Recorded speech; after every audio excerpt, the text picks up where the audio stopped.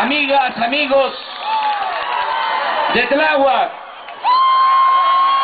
me da mucho gusto estar con ustedes de nuevo. Lo digo de manera sincera, lo digo de corazón.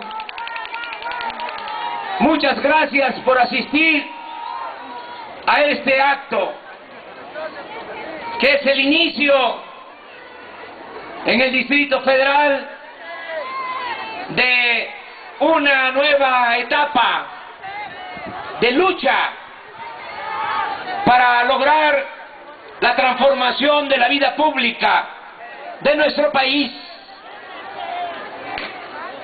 Conozco bien esta delegación, sus pueblos, barrios, colonias, unidades habitacionales.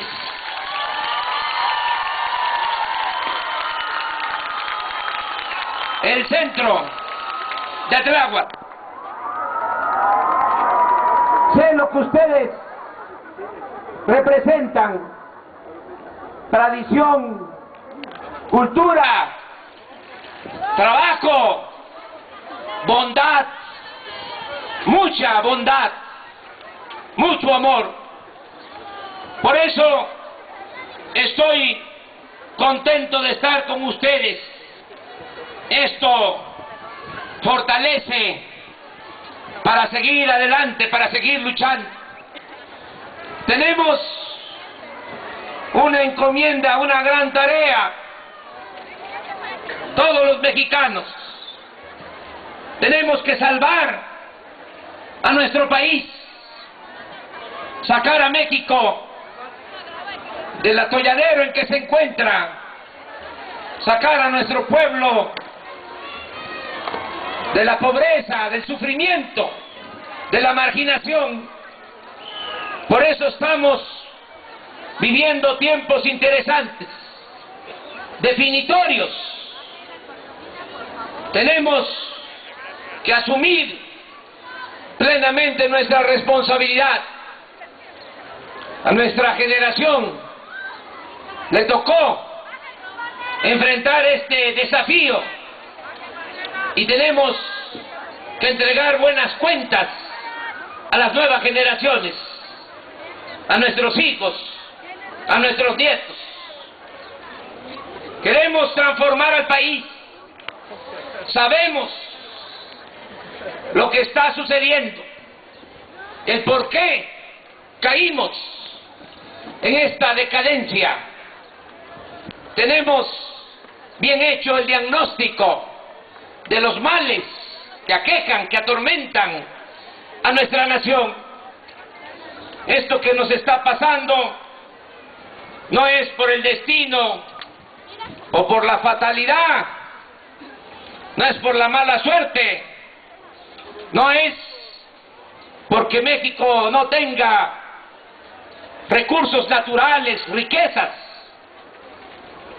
Nuestro país, a pesar de que lo han saqueado por siglos, tiene todavía muchos recursos naturales, minas de oro, de plata, de cobre, gas, petróleo, agua, y el mejor recurso de México es su pueblo, bueno, noble,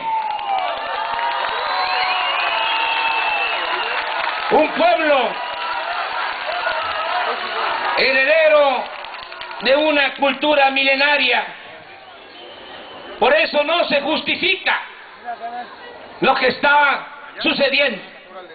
Esta crisis económica, esta crisis de bienestar social, la crisis de inseguridad y de violencia.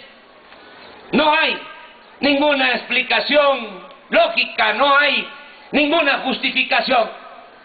Esto que nos está sucediendo se debe al mal gobierno, se debe a que no han estado los gobernantes a la altura de las circunstancias. Muy poco gobierno para mucho pueblo.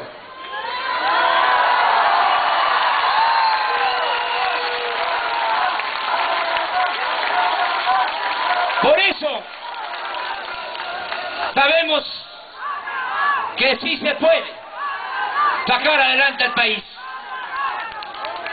Estoy proponiendo tres cosas, tres ideas rectoras para lograr el renacimiento de México.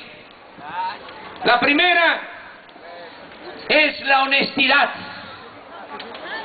El que se eleve a rango supremo, que se ponga en el centro la honestidad, que hagamos todos un acuerdo, que todos los mexicanos hagamos el acuerdo de que se va a desterrar la corrupción en nuestro país. Eso no aparece en la agenda nacional, aun cuando se trata del principal problema de la nación.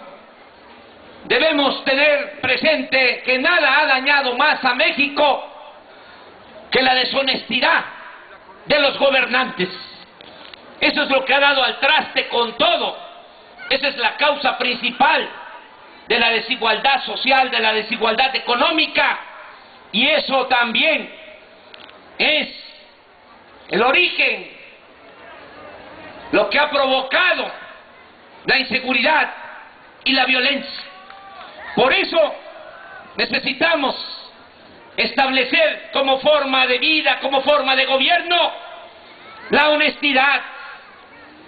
Nos va a ayudar mucho el que se combata a fondo la corrupción, cortar de tajo con la corrupción, limpiar el gobierno, empezar por ahí, limpiar al gobierno de corrupción de arriba hacia abajo, como se limpian las escaleras.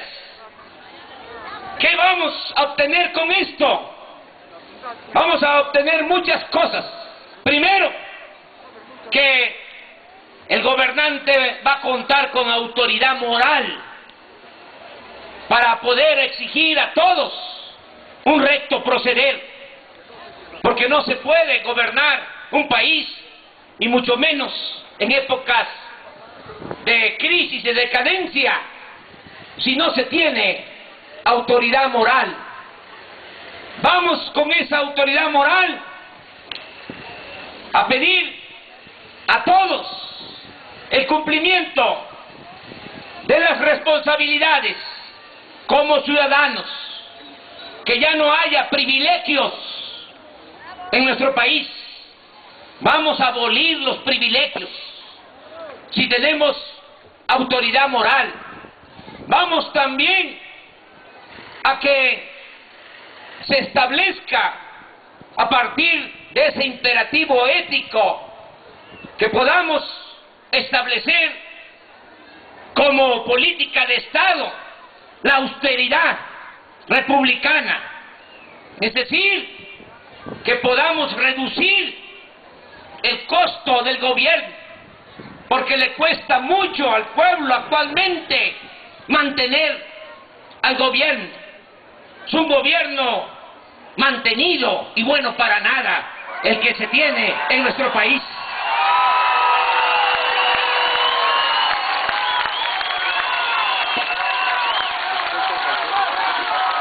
No se justifica, no se puede admitir que haya un gobierno rico con pueblo pobre. ¿Quién mantiene el gobierno? El presupuesto público, el dinero del pueblo. Solo tenemos que tener muy presente, presupuesto no es dinero del gobierno, no es dinero de los funcionarios. Los funcionarios son simplemente administradores de los dineros del pueblo, y por cierto, muy malos administradores. No es justo que los que están en los cargos públicos, me refiero a los de mero arriba, vivan colmados de atenciones y de privilegios, con sueldos hasta de 600,000 pesos mensuales. ¿Qué les pasa? Cuando millones de mexicanos no tienen ni siquiera para lo más indispensable. ¿Cuáles van a ser las decisiones que se van a tomar, las medidas que vamos a adoptar? Vamos a reducir a la mitad los sueldos de los altos funcionarios públicos.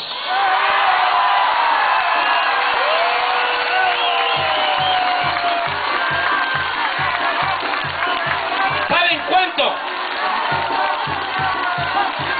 se va a ahorrar nada más con esa decisión? 100,000 millones de pesos al año. ¿Cuánto significa esa cantidad de 100,000 millones? Pues es casi el presupuesto de un año del Distrito Federal. Nada más con una medida. Se las explico, porque no está tan complicado poner orden. Miren, el presupuesto nacional, que ya dije es dinero de todos, son 3.500.000 millones de pesos. Es una gran cantidad de dinero, que nos dicen muchas veces que no hay presupuesto, ¿verdad? Esa es la cantaleta. Pues sí hay, y bastante. Bueno, de ese presupuesto, de esos 3.500.000, nada más la nómina del gobierno se lleva 860,000 millones de pesos. Es lo que cuesta pagar sueldos a los que trabajan en el gobierno. Y ahí están los sueldos de maestros, de policías, de trabajadoras sociales, de médicos que cumplen con su función social, que dan un servicio. Pero también de esos 860,000 se alimenta a quienes están hasta arriba del gobierno, que son apenas, ¿saben cuánto significan los altos funcionarios públicos de todos los que trabajan en el gobierno? El 3%. Pero ese 3% se lleva de la nómina 200,000 millones de pesos por los sueldos y por otras prestaciones y canonjías. De modo que si tomamos la decisión de bajar a la mitad los sueldos de los altos funcionarios públicos, se van a obtener en ahorros 100,000 millones de pesos. Entonces, ¡sí se puede!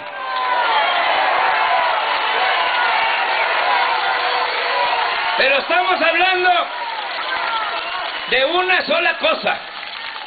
Imagínense cuando se tome la decisión, y tengo autoridad moral para hacerlo, porque cuando fui jefe de gobierno lo llevé a la práctica, que no haya servicio médico privado para los altos funcionarios públicos.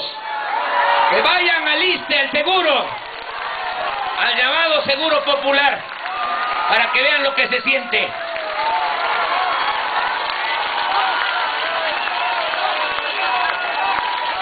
¿Saben cuánto significa pagar la atención médica privada a los altos funcionarios públicos? 6,000 millones de pesos al año.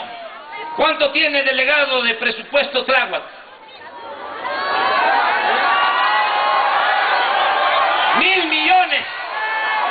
Y estoy hablando que nada más de atención médica privada para los altos funcionarios públicos, 6,000 millones. Es decir, 6 años de presupuesto de Tláhuac. ¿Eso es justo? Eso lo tenemos que corregir. Y así también muchas otras cosas. Utilizan aviones privados, helicópteros para todo. Gastos superfluos. Por eso calculamos que vamos a ahorrar desde el primer año alrededor de 300,000 millones de pesos. Lo otro que nos va a dar también mucho dinero, que nos va a permitir liberar recursos para el desarrollo de nuestro país, es el combate a la corrupción, porque también es mucho el dinero que se va por el caño de la corrupción. Ya no cobran por dar una obra 10, 20% de lo que cuesta la obra, ahora hasta el 100%, 200%. Hacen cualquier obra, si cuesta 100 millones, la cobran en 200, en 300 millones. Mal hechas, nada más para que aguanten entrega, porque como dan la mochada, como dan el soborno, ya la autoridad no les puede reclamar a los contratistas. Todo eso se va a terminar. Vamos a ahorrar 600.000 millones desde el primer año en el combate a la corrupción y con la austeridad republicana. ¿Y qué vamos a hacer con ese dinero? Pues vamos a impulsar las actividades productivas. Tenemos que sacar a México del estancamiento económico. Toda esta crisis se debe mucho a que en los últimos años, desde hace 28 años, no ha habido crecimiento de la economía. Y si no hay crecimiento económico, no hay empleos. Y si no hay empleos, no hay bienestar. Y si no hay bienestar, no puede haber tranquilidad y paz social. Por eso tenemos primero que echar a andar la economía. En estos 28 años, la tasa de crecimiento anual de la economía en nuestro país ha sido del 2.5%. Nosotros lo que proponemos es que la economía pueda crecer cada año, cuando menos 6%. ¿Y para qué? Para que se generen los empleos que se necesitan. Se necesita crear cada año 1.200.000 empleos. ¿Cuántos se han creado en los últimos 15 años? A razón de 500.000 empleos por año. Quiere decir que cada año 700.000 mexicanos han tenido nada más como opción, como alternativa, abandonar a sus familias, sus comunidades, sus pueblos para irse a buscar la vida del otro lado de la frontera. Los que no han tomado esa decisión de emigrar se buscan la vida en lo que se llama la economía informal, es decir, poner un pequeño negocio, dedicarse al comercio ambulante, en lo que pueda, para poder sobrevivir. Y otros, y eso es lo más lamentable, han caído en las conductas antisociales. Por eso necesitamos que haya crecimiento en la economía para generar 1.200.000 empleos al año. ¿Cómo vamos a lograr esto? Impulsando las actividades productivas, sobre todo rescatando al campo del abandono en que se encuentra, porque se dejó sin apoyo a los productores desde hace muchos años. No se apoya a comuneros, ni a ejidatarios, ni a pequeños propietarios. Vamos a proponernos, ese es un objetivo, que se produzca en México, en nuestro país, todo lo que consumimos, no como ahora que tenemos que comprar en el extranjero maíz, frijol, arroz. Tenemos que comprar leche, carne de res, carne de cerdo, desechos de pollo. ¿Saben cuánto se tiene que destinar para comprar los alimentos en el extranjero? Más de 20.000 millones de dólares cada año. ¿Por qué no invertir mejor ese dinero en el país y ser autosuficientes y lograr la soberanía alimentaria? Ese es un propósito que tenemos, reactivar el campo.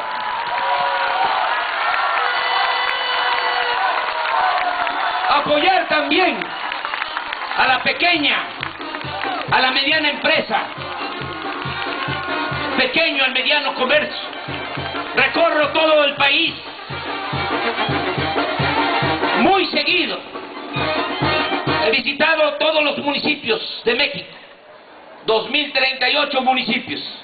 Visité también los 418 municipios indígenas de usos y costumbres de Oaxaca. Hay una gran vocación productiva En nuestro pueblo se produce de todo, desde luego lo que tiene que ver con la agricultura. Se produce café, pero también se le da valor agregado a lo que se produce en el campo. Hay panaderías, se produce queso de todas las variedades, hay talleres, hay desde luego una gran riqueza cultural en las artesanías, hay mucha producción de pequeños, de medianos empresarios, comerciantes, pero no hay apoyo. Lo que queremos por eso es apoyar con créditos a la palabra, con créditos baratos a los pequeños, medianos empresarios, pequeños, medianos comerciantes, porque se debe de saber que en las pequeñas y en las medianas empresas es donde más empleos se generan. El 90% de los empleos en México los genera la pequeña y la mediana empresa, y no se tiene ningún apoyo. Al contrario, la pequeña, mediana empresa, pequeño, mediano comercio están acosados porque les cobran cada vez más impuestos o están creando impuestos nuevos. No hay crédito porque la banca que se tiene, desgraciadamente, ya no da ese servicio. Ya no hay créditos porque la banca ya vive nada más de los intereses que le paga el gobierno.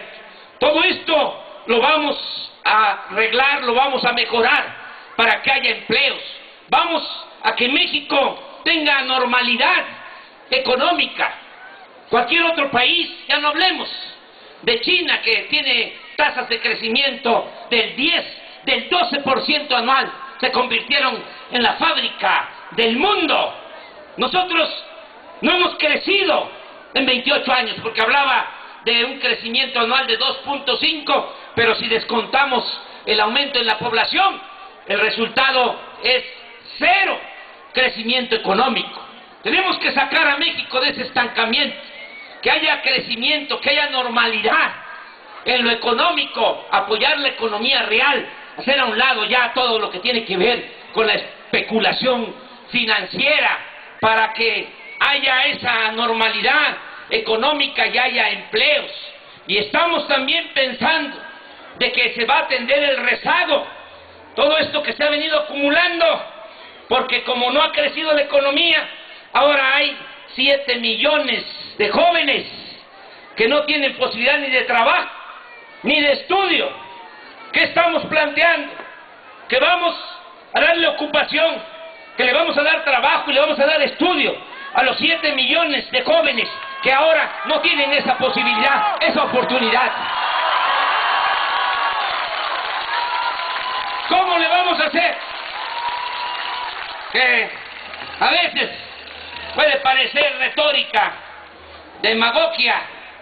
Miren, ya lo he analizado, tenemos el proyecto, costaría 150,000 millones de pesos ocupar a todos los jóvenes en un programa de preempleo, un programa que vamos a llamar Los Jóvenes Construyendo el Futuro. 150,000 millones, que apenas representa el 4% del presupuesto nacional. Vamos a ir casa por casa, incorporando a los jóvenes al trabajo, al estudio, porque esa es la mejor forma de enfrentar el problema de la inseguridad y de la violencia. Miren, se abandonó a los jóvenes. ¿Y qué sucede en muchas partes del país? Que llegan a hacerles propuestas, a tentarlos, y caen, son enganchados para tomar el camino de las conductas antisociales. No hay vacíos en nada, siempre se llenan. Y si no acudimos nosotros a rescatar a los jóvenes, si no los incorporamos al trabajo y al estudio, no vamos a poder resolver el problema de la inseguridad y de la violencia. Las cárceles están llenas de jóvenes, de los cerca de 50,000 asesinados que han habido en este periodo, la mayoría jóvenes. Por eso tenemos que atender de manera prioritaria a los jóvenes. Dicen, ¿en qué van a trabajar? hay muchas cosas para ocupar a los jóvenes. Si queremos reactivar la economía, van a haber muchas actividades. Nada más en el sureste tenemos que plantar, tenemos que sembrar 1 millón de hectáreas de árboles maderables, no solo con propósitos de empleo y propósitos económicos, sino para mejorar nuestro medio ambiente, para hacer realmente un país con una ecología adecuada, con una ecología sana. Hay muchas actividades. Les hablaba yo de cuántos municipios hay en el país, alrededor de 2.500 entre municipios de régimen de partido o municipios de usos y costumbres de Oaxaca. Bueno, hay 300 municipios en el país que no tienen camino pavimentado a sus cabeceras municipales. Ya no hablemos a sus pueblos y a sus comunidades. ¿Qué tenemos que hacer? Construir esos 300 caminos. No los vamos a hacer con contratistas, con maquinaria, lo vamos a hacer con mano de obra. Se van a hacer esos caminos como se hacen las calles en las ciudades, de concreto. ¿Para qué? Para que haya mucho trabajo para la gente, que no se desplace la mano de obra por las máquinas, sino que se dé ocupación a la gente, en este caso a los jóvenes. Decían lo mismo en el 2000, ¿se acuerdan ustedes? Yo estuve en campaña, todos los pueblos, visité 1000 puntos de la ciudad en el 2000 y me di cuenta de la situación tan dolorosa, tan lamentable de los ancianos. Y dije en la campaña, cuando llegue el jefe de gobierno va a haber pensión para todos los adultos mayores. Desde que lleguemos, muchos, lo mismo, escépticos, decían que no se podía. Y al mes de haber entrado al gobierno, ya se estaban entregando las tarjetas de apoyo a los adultos mayores. ¡Sí se puede! Si se hizo con los adultos mayores, se va a hacer con los jóvenes también.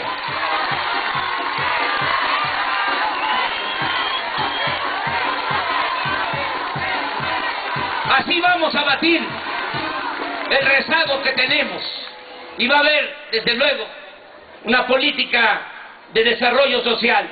Va a continuar el programa de apoyo a adultos mayores y se va a extender a todo el país, porque ya se aplica por gestiones, por trámites de nuestros legisladores, del PRD, del PT, del Movimiento Ciudadano. Ya hay una partida para apoyar a adultos mayores del país. Se logró esto desde hace 4 años, pero no es igual que en el Distrito Federal, porque nada más les entregan 500 pesos mensuales, y es como lo dice el nombre del programa, a partir de los 70 años, y no es para todos, no es universal, nada más para quienes viven en poblaciones de menos de 20,000 habitantes. ¿Qué vamos a hacer?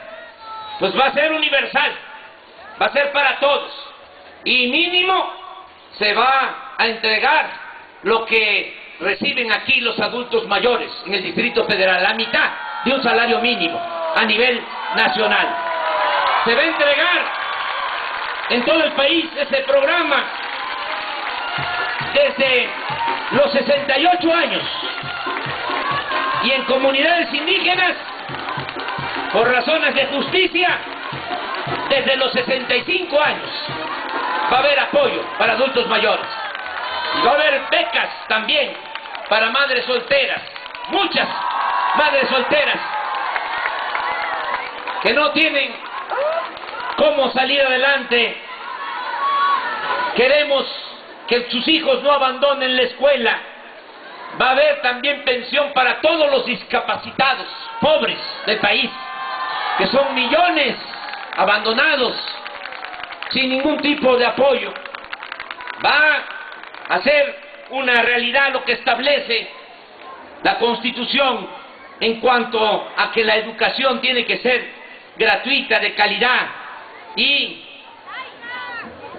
laica y para todos los mexicanos. Ahora no se cumple eso. Ustedes saben de que sí hay cobertura en el nivel básico, preescolar, primaria, secundaria. Ahí hay espacio en lo que es la educación pública. Pero ya en el nivel de preparatoria empieza a haber problema. Y más en el nivel universitario. Ahí es donde se ve que no hay cobertura, porque presentan examen los jóvenes que quieren ingresar a las universidades públicas y se les rechaza con el pretexto de que no pasan el examen de admisión, cuando eso no es cierto. No es que no pasen el examen de admisión, es que no hay cupo, no hay espacio en las universidades públicas porque no cuentan con presupuesto suficiente. ¿Qué vamos a hacer? Vamos a garantizar el 100% de inscripción a todos los jóvenes que quieran estudiar en las universidades públicas. ¿Para qué les explico el por qué? Si ustedes saben bien, son cuestiones elementales, es de sentido común, de juicio práctico, que no es mejor tener a los jóvenes estudiando que tenerlos en la calle. Voy a poner un ejemplo.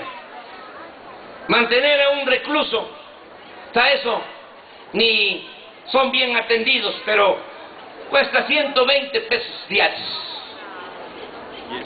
Mantener a un preso en una cárcel. ¿Qué no es mejor tener a los jóvenes becados estudiando? Y vamos también al sentido común, que se va a resolver el problema de la inseguridad y de la violencia con soldados, policías, cárceles o creando empleo. Yo no sé qué ha llevado a las autoridades a querer resolver el problema de la violencia con violencia, el problema del mal con el mal. Es como querer apagar el fuego con el fuego. No, nosotros vamos a atender el problema de la inseguridad y de la violencia de otra forma, bajo un criterio de que la paz y la tranquilidad son frutos de la justicia. Si hay empleo, si hay bienestar, si se atiende a los jóvenes, vamos a serenar al país. Se los aseguro. ¿Por qué en el Distrito Federal es distinto que en el resto del país en estas circunstancias tan difíciles de inseguridad y de violencia? Porque aquí hay programas sociales. Aquí la mayoría de la gente recibe un apoyo. El que no tiene una pensión de adulto mayor, si que es un anciano respetable, pues tiene un ingreso. Si son dos, es una pareja, pues ya es un salario mínimo. Si tienen un joven estudiando en la preparatoria, tienen una beca. Si hay un discapacitado, tienen también otro apoyo. Entonces, ¿qué pasa? Pues aquí se atienden las necesidades de la gente. Eso es una cosa. Y lo segundo, que también ayuda a que no haya tanta delincuencia en la ciudad con relación a lo que está pasando en otros estados, de que aquí la policía, con todo, es una policía controlada por el gobierno, no es una policía infiltrada por la delincuencia organizada. Aquí hay alrededor de 100,000 policías en las distintas corporaciones: la policía preventiva, la policía bancaria, la policía auxiliar, la policía ministerial. Pero esa policía no está corrompida, o no toda la corporación o las corporaciones están al servicio de la delincuencia. Hay una frontera, hay un límite. En las policías del Distrito Federal hay un espíritu de cuerpo. No pasa esto en otras partes. También tiene mucho que ver el problema de la inseguridad y de la violencia con las autoridades. Cuando yo fui jefe de gobierno, estuvo de procurador Bernardo Batis, un hombre bueno, una gente íntegra, que ya dejó de ser procurador y puede caminar tranquilo por la calle, porque no le hizo daño a nadie, porque es una gente honorable. Ahora el que está de procurador, lo mismo. No quiero ensalzarlo mucho porque ya saben ustedes que estamos en una temporada en que se va a elegir a los candidatos, pero también es un procurador honorable, no corrupto. Si no se tiene autoridades honestas, sobre todo los que tienen que ver con la administración de la justicia, los que tienen que ver con la seguridad pública, pues todo se descompone. Vamos a cambiar las cosas en el país, tomando en mucho el ejemplo de la Ciudad de México. Cuando fui jefe de gobierno en la Ciudad de México, todos los días, desde las 6 de la mañana, incluyendo sábado y domingo, tenía yo una reunión con el gabinete de seguridad. Me reunía con el procurador, con el secretario de gobierno, con el secretario de seguridad pública, con la consejera jurídica. Yo recibía el parte de la policía todos los días de lo que había sucedido en la ciudad en las últimas 24 horas. ¿Qué tipo de delitos? ¿En dónde se cometían los delitos? ¿Cuántos robos de vehículos? ¿Cuántos homicidios? ¿Cuántos robos a casa habitación? ¿Cuántos robos al transporte?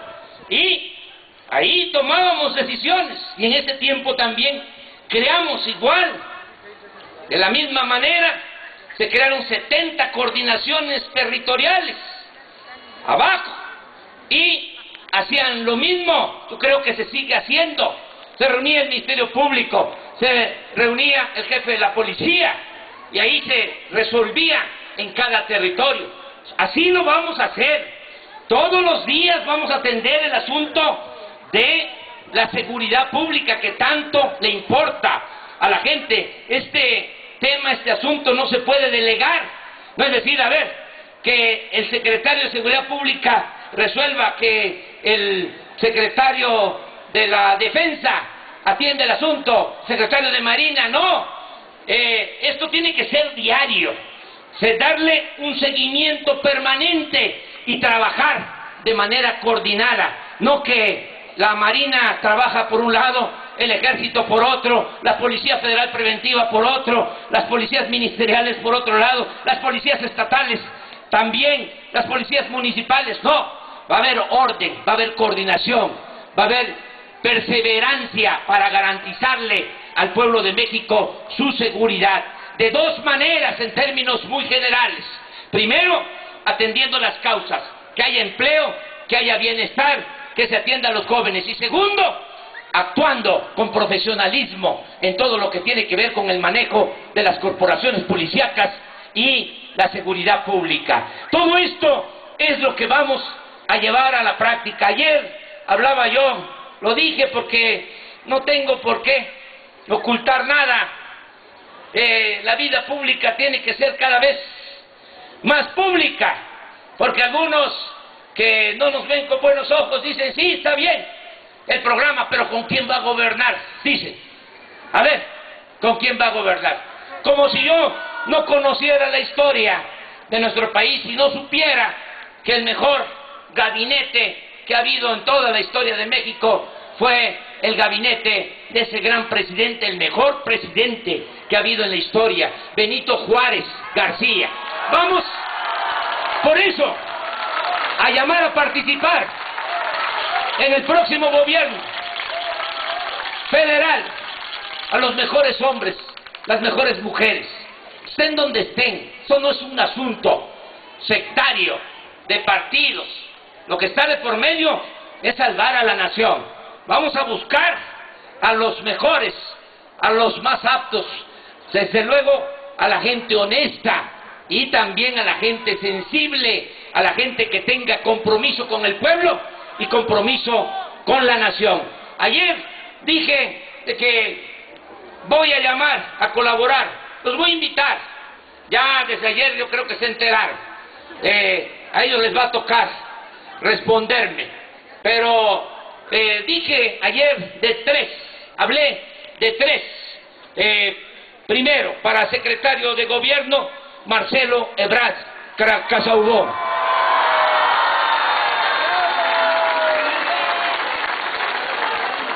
Secretaría de Gobernación, así se llama, Marcelo Ebrard Casaubon. para Hacienda. Necesito una gente que me ayude a poner orden en la administración, que me ayude a hacer todo el análisis de cómo se van a conseguir los fondos para impulsar el crecimiento económico y que haya empleo. Y hay un economista extraordinario que se llama Rogelio Ramírez de la O. Él es una gente muy preparada. Saben ustedes que es el primer mexicano que obtuvo el doctorado en economía en la Universidad de Cambridge, Inglaterra. Es una gente muy preparada. Ese lo vamos a invitar a participar como secretario de Hacienda. Y en la educación, que es tan importante, ahí vamos a invitar a participar al doctor Juan Ramón de la Fuente, que fue el rector de la Universidad Nacional Autónoma de México. Y voy a estar dando a conocer nombres, ando ahí pensando, cavilando cómo vamos a hacer las propuestas, pero poco a poco vamos a dar a conocer todos los nombres para que no solo se vote por el proyecto, que no solo se vote por el cambio, que no solo se vote por el candidato a la presidencia, sino también se vote por el gabinete, es decir, por las mujeres, los hombres que van a conducir todo el proceso de transformación de la vida pública de nuestro país. Ya se me pasó el tiempo, me piqué hablando. Muchas gracias de todo corazón, pero no se me va a pasar pedirles una cosa: que nos ayuden a convencer a más gente. Hay un programa, un plan que se echó a andar de invitar a participar a mujeres, a hombres conscientes como ustedes, como protagonistas del cambio verdadero. ¿Sí han oído hablar de ese plan? ¿Ya se han inscrito algunos como protagonistas del cambio verdadero? A ver, honor a la verdad, que levanten la mano los que son protagonistas del cambio verdadero. Los que ya se inscribieron, bájenla. Que se levanten la mano los que no se han inscrito todavía. Miren, los compañeros de Morena tienen que hacer más trabajo. Hay que ir casa por casa invitando a que nos ayuden como protagonistas del cambio verdadero. Apúntense. Miren, es sencillo que cada jefa o jefe de familia, como protagonista del cambio, se comprometa a convencer a 5 ciudadanos más. Entre los hijos, sobrinos, nietos, entre los parientes. Las familias nuestras afortunadamente son muy numerosas. Y se trata de convencer a 5. Si no alcanza con los miembros de la familia, con vecinos, con amigos, con compañeras, compañeros de trabajo. La cosa es que cada quien haga lo que le corresponda. De esta manera se ayuda mucho para que logremos entre todos la transformación del país. ¿Nos van a ayudar a hacer esta labor, este trabajo? Eso es todo. Muchísimas gracias de todo corazón.